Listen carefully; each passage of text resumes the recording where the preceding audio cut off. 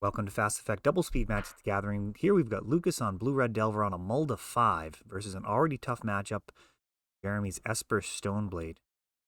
Gonna see a ton of basic lands, a resilient strategy, which can be difficult for Delver to out-tempo. Dragon Rage Channeler at a prismatic ending, but Baleful Strix does land, recoups a little bit of card advantage, and now another Strix. Value these 1/1 Death Touch bodies. Lucas is almost back in the game. Jeremy answers with one of his own, so we've got owls all over the place. Death Touch is going to make it very difficult to make any meaningful progress with larger creatures until these birds are cleared. Life totals are still very high. Baleful Strix can be a win condition, but more often than not, its functioning is a very efficient removal spell. And, of course, you can always pitch to force. Big upside there. Lucas actually finding room for it in his otherwise Blue-Red Delver build. So much room in that archetype. Actually, I wonder if he's even got Delver in here. Maybe this is just a incorrect title. See if he's got any Delvers. He does have the Dragon Rage Channeler.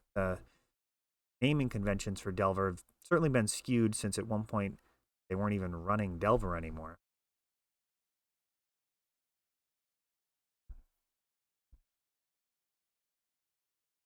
Wasteland for Lucas typically would be very helpful. Instead, he's staring down 3 basic lands plus a Wasteland. No real targets. Here comes Stoneforge Mystic. It's potentially back-breaking card in this matchup. Cauldron completes a new target, but Jeremy's actually going to stick with the tried and true Batterskull. Nullifies opposing threats due to its life gain. Also super grindy. If your opponent does happen to have a Swords to Plowshares or Prismatic Ending to handle that Germ token, then you're able to just pick it back up with its activated ability and put it back down with Stoneforge Mystic. Murktide is a big body, but even that is going to have a really tough time outracing Batterskull. Oh, and what a devastating tempo play. Murktide Regent came in with a bunch of +1/+1 counters, looking to contest the board, and instead Teferi Time Raveler just makes the card look terrible. Bouncing it back to hand after the graveyard's been exiled, sitting there with a very expensive card. Murktide's great when it's 2 mana, much less exciting. Going to cost you more mana and be smaller due to fewer cards to delve.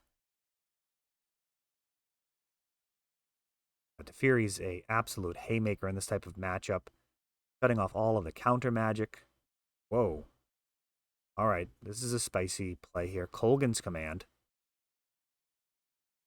That takes out the Stoneforge Mystic. But Teferi gets to stick around for now. Baleful Strix does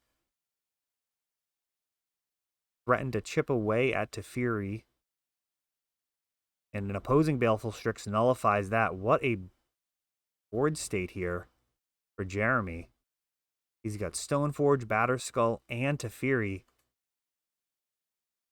And Lucas just going to scoop it up there. Just a couple of lands left in hand. A lone Murktide Regent, which sadly gets trumped by the other 2-mana flyer, Baleful Strix. Really not impressed with Murktide's beefy muscles. 1/1 Death Touch is all it takes to trade there. And you get a card out of it. So, yeah, Baleful Strix, very interesting position in the metagame right now, given the amount of creatures that need to turn sideways to do their job. Murktide Regent, Dragon Rage Channeler at least gets some value in terms of clearing dead cards off the top of the library every time you're playing an instant or sorcery. Surveil is proving to be, I guess, the most important part of that card, almost like a mini Sylvan library of sorts, constantly increasing the card quality, even if it's not increasing the quantity.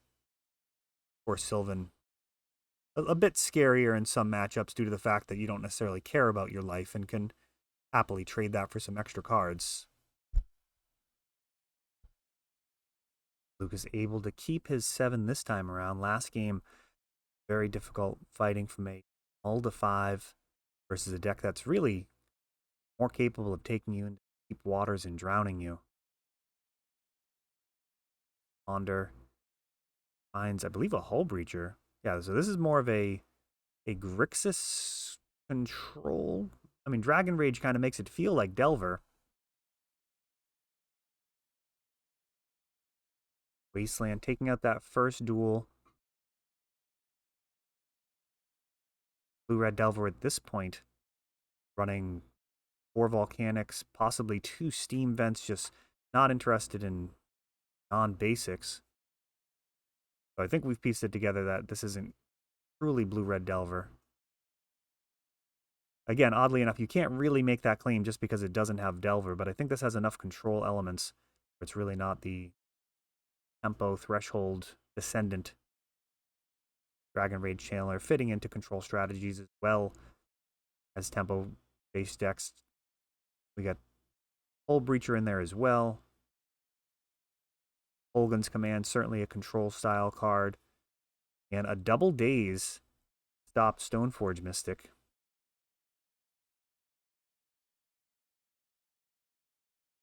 Considering whether or not to use his Wasteland, got Jeremy off of black, which he does, despite being stranded on 1 land.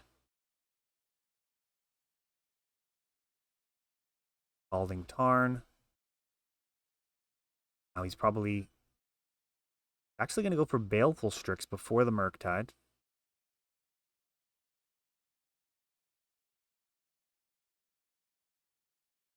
Batterskull, a very scary card against this deck.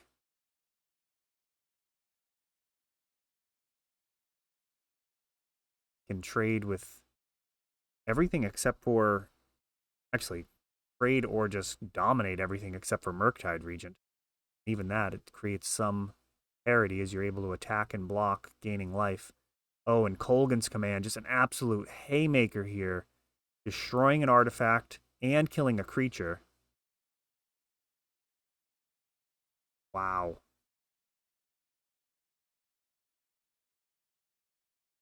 That type of card. Just absolutely devastating when it works out. Why you sleeve up stuff that people don't expect. Now the board pretty even. Baleful Strixes, duking it out, both die. Lucas trying to pull ahead here with a Murktide Regent.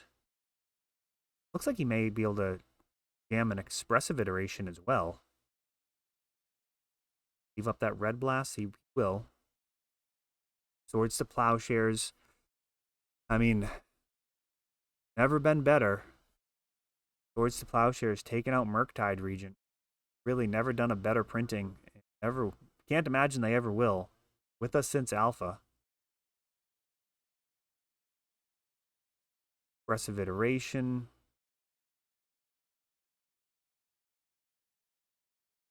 Finds a Wasteland. Jeremy in seemingly bad shape here, though he does have a full grip still. Certainly way behind on mana, and another Murktide joins the board. Expressive Iteration, really a main reason for the resurgence of Blue-Red Delver. I suppose it was always kind of at the forefront of the format, but certainly got a lot more people interested sleeving it up, having access to that draw too. Ponder is met with a Hull Breacher.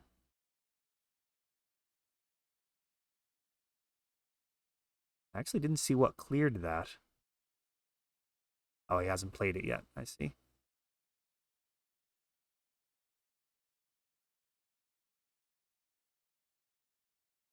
Oh, was there another Swords that I missed? I may have missed the Swords to Plowshares in there.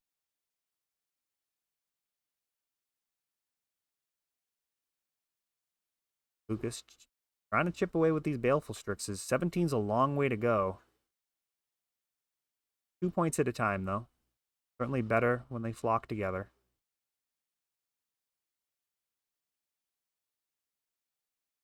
Snapcaster Mage. Swords. Ooh, and it gets dazed. Still gets the 2/1 body, but it's not super helpful here as the beats are coming in through the air. Lightning Bolt and a Null Rod. Oh, and he does have a Delver. All right, so it is actually Delver. First one we've seen. And he does not stick around for long.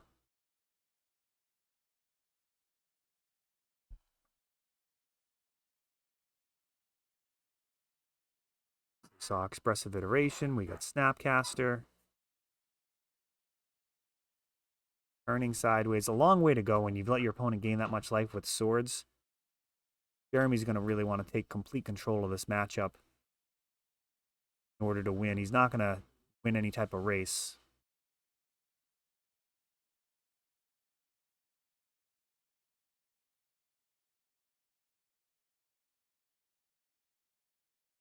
Lightning Bolt, the lone card in Lucas's hand. Not going to be played right this instant. Fury coming in as a value engine, picking up Snapcaster while drawing a card. Prismatic Ending taking out that Baleful Strix. Jeremy just super grindy lines here. Null Rod. Don't expect a ton of counter magic here. Post board, you're really looking at answering things. Cards like Prismatic Ending go way up in value. Towards the Plowshares. Having to have the counter spell when the spell's on the stack, not as appealing. Just being able to answer it if you happen to draw into it a turn later. Big delay for me here. Stop recording for the pre-release. Trying to remember exactly where we were. Jeremy looks like he's way ahead despite the Null Rod on the other side. Not at its strongest in this matchup. And now Kaya. Walker, I haven't seen since the last time I sleeved up Candelabra, I think.